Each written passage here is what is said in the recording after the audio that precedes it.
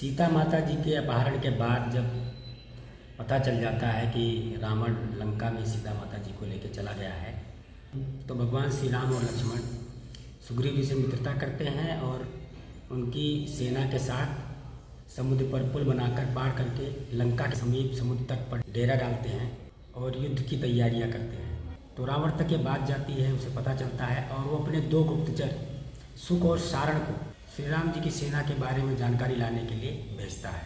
सुक और सारण भेष बदलकर पूरी सेना के बीच में घूमते हैं, सभी शिविरों और कैंपों में जाते हैं और एक एक सेना और योद्धा के बल और पराक्रम की क्षमता का आकलन करते हैं। लेकिन विभीषण जी उन्हें पहचान लेते हैं और सेना को बोलकर उन्हें बंदी बना लेते हैं।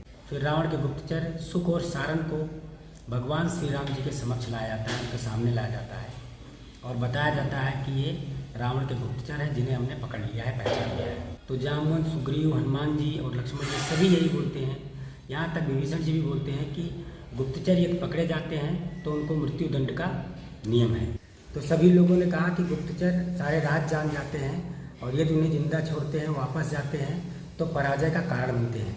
तब भगवान श्री राम जी बोले कि जय पराजय यदि गुप्तचरों के जीवन और मृत्यु पर निर्भर हो तो शूरवीरता और रण कौशल का क्या अर्थ है।